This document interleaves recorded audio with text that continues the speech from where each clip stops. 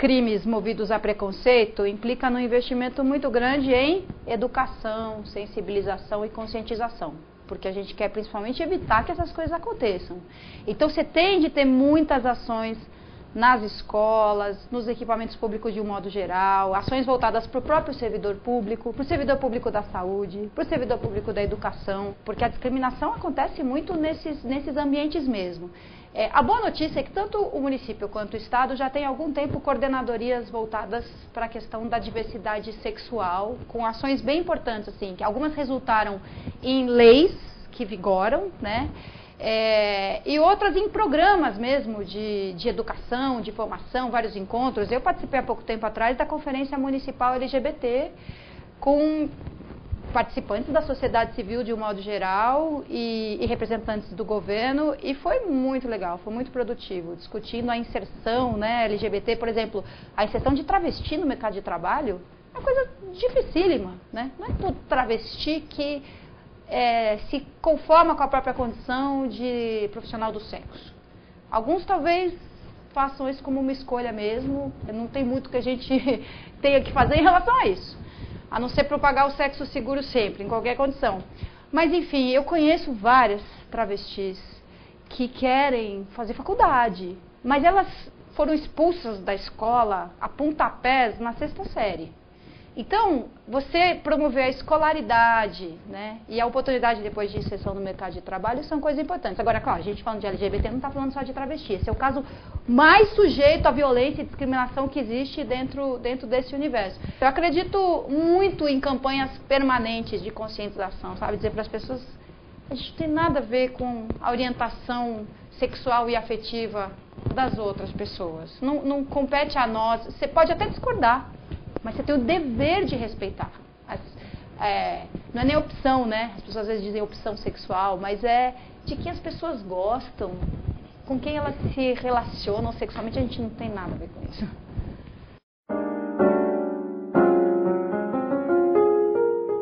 Em relação à prostituição, tem coisas que a prefeitura não pode permitir, não pode tolerar. Não pode permitir, por exemplo, a exibição de profissionais de sexo na via pública. Travestis ou prostituta, até é comum que travestis sejam mais exibidos do que prostitutas. Não pode. Não pode na porta da escola, não pode à meia-noite, não pode às 10 da manhã. Isso a gente tem que ser bem rigoroso e coibir mesmo. Até as próprias travestis, por exemplo, as que são e as que não são profissionais de sexo, elas se organizam em alguns fóruns, elas condenam isso. Essas que se organizam em defesa da categoria, condenam a exposição de nudez no espaço público, né, com a finalidade de atrair cliente. A gente não pode tolerar de jeito nenhum o funcionamento de casas que exploram a prostituição, né, que alguém lucre explorando prostituição. A gente não pode de jeito nenhum permitir a exploração sexual de crianças e adolescentes. Então isso tem que ser um combate firme. Polícia Civil, Polícia Militar, Polícia Federal, inclusive, porque tem máfias explorando, né, prostitutas, meninas, crianças, adolescentes, com muita violência. Não só eu estou dizendo violência, porque no caso de criança e adolescente não tem nem o que dizer, mas com violência, inclusive, contra mulheres mais velhas, contra mulheres adultas, né. Agora, além de combater, né, tudo que é ilegal, que é violento, que é degradante, a gente tem que trabalhar para evitar também, né? Você tem meninas de 12 anos que desde os 9 são exploradas sexualmente. Então essa menina nem se imagina fazendo outra coisa da vida. Aliás, ela não se imagina coisa alguma, né? A autoestima completamente destruída, ela não tem nenhum respeito por si mesma. Então esse é um trabalho muito mais profundo do que simplesmente vigiar, impedir, prender o motorista de caminhão da CEAGESP que foi lá fazer programa com uma menininha, entendeu? Então, na subprefeitura, a gente começou a montar uma parceria, depois eu saí de lá antes de conseguir terminar, com a Casa do Adolescente, da Secretaria Estadual de Saúde, que é coordenada pela doutora Albertina Duarte, que faz um trabalho maravilhoso com adolescentes, principalmente meninas, mas não só, mas que ou passaram por alguma situação de abuso ou de exploração sexual, ou que tiveram, né, vida sexual precoce, engravidaram na adolescência. Então tem de tudo, assim, atendimento ginecológico, dermatológico, porque nessa idade a gente pode ter esquecido, mas cuidar da pele, do cabelo, faz uma diferença enorme para a autoestima, para a segurança, para a confiança de uma menina e de um menino. e tem orientação em grupo, psicológica, 1000 atividades terapêuticas, artesanato, até a Sutaco está começando a dar curso agora. Então tem que investir para que as meninas não sejam vítimas desses predadores. Às vezes são exploradas pela própria família, que é, acho que, o grau máximo da crueldade. Então a gente tem que trabalhar nem só com os adolescentes, mas com a família dos adolescentes que vivem numa favela ali, como aquela do lado do Ceasa, né? Ali a Sergesp é um caso crítico de exploração sexual. E lá também se tem um problema do uso de crack, principalmente.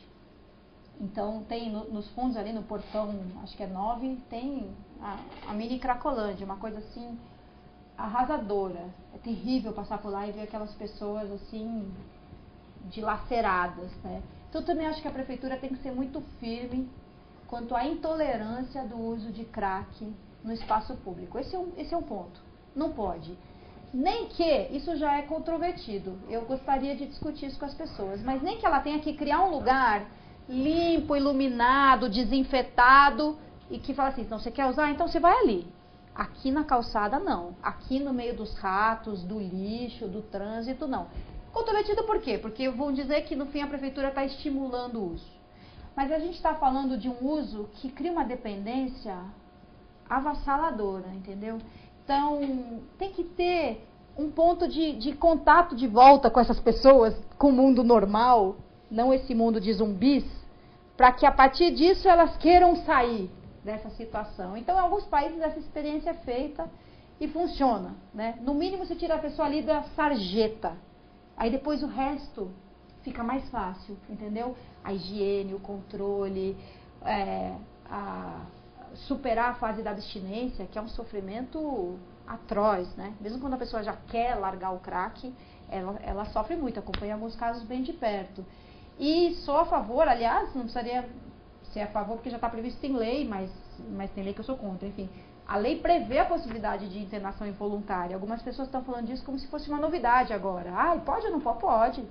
Está previsto em lei que a pessoa pode ser internada sem que ela tenha pedido para se internar, entendeu?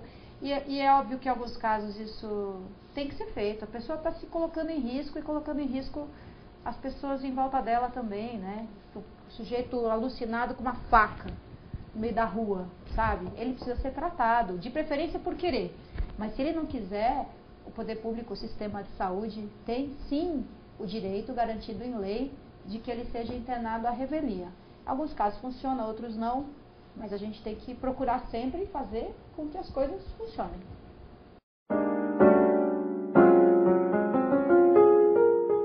Tem regra. Quer beber? Pode beber, desde que você não dirija, desde que você não saia gritando pela rua de madrugada, desde que você não taque uma garrafa na parede do vizinho só para se divertir. Nesse caso, eu acho que tem que ter muito rigor mesmo. Das autoridades de segurança pública, por exemplo, todo mundo acha um saco passar por blitz, mas tem que ter, sinto muito, né? Depois, quando acontece uma barbaridade do sujeito a 130 por hora matar alguém, ou meia dúzia, aí a gente fala, cadê a polícia? Então tem que ter blitz, tem que ter bafômetro, e com o tempo, se no começo você precisa ter 10 blitz, com o tempo basta ter 2. Porque as pessoas, sabendo que elas existem e que elas correm o risco de passar por ali, já vão pensar 2 vezes antes de dizer, eu tô bem, eu tô em boas condições para dirigir. E a prefeitura tem que ser muito rigorosa com o funcionamento dos estabelecimentos. Tem horário para abrir, tem horário para fechar, especialmente quando o barulho vaza para a vizinhança, né? Isso é bem rigoroso. Tem que ser muito rigoroso na fiscalização da venda de álcool para menores, porque se já é um problema o abuso de álcool entre adultos, o abuso de álcool entre adolescentes é mais grave ainda, né? Numa fase da vida em que você acha que não vai acontecer nada com você, que tudo vai dar certo. Nesse caso, eu acho que tem que ser uma ação ostensiva mesmo, sabe? Da prefeitura junto com o governo do estado, para punir os abusos. Não tem muito como a gente entrar dentro do bar e impedir que o sujeito encha a cara. Mas a gente tem como impedir que ele faça besteira em via pública porque encheu a cara lá dentro do bar.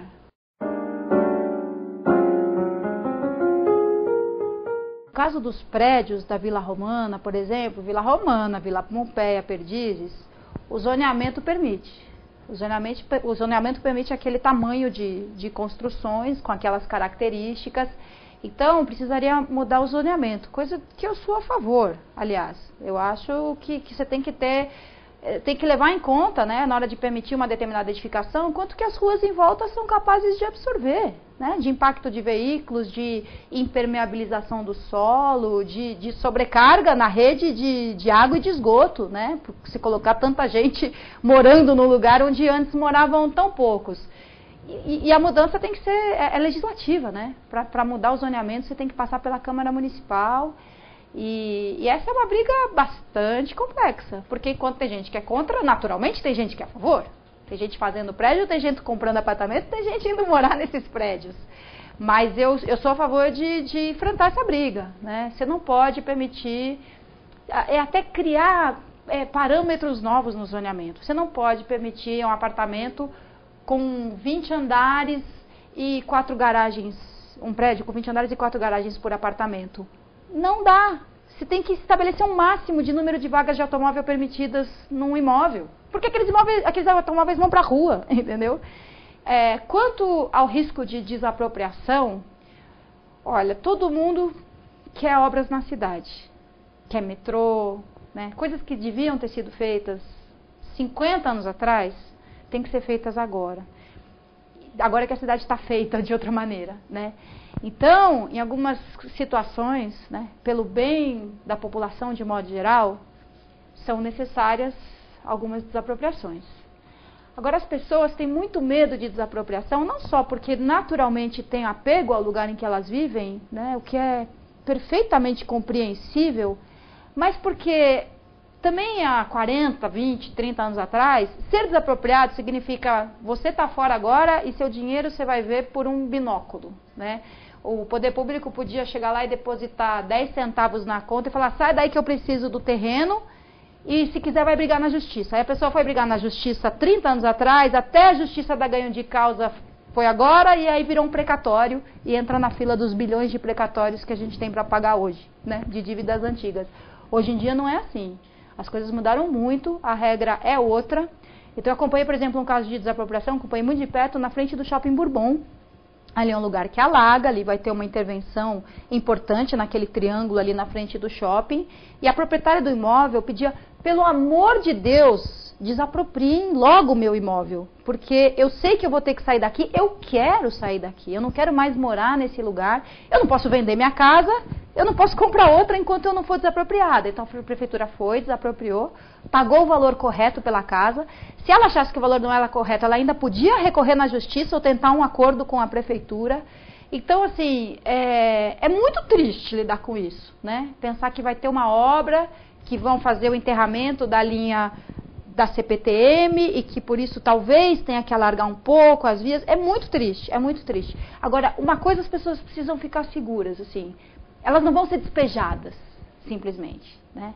A prefeitura vai adquirir o imóvel em que elas vivem. Se é que isso vai acontecer, né? A gente está falando hipótese, mas eu seria muito mentirosa se eu dissesse, eu garanto que não vai ter desapropriação nenhuma. Ninguém sabe disso ainda. Os planos estão sendo elaborados, né?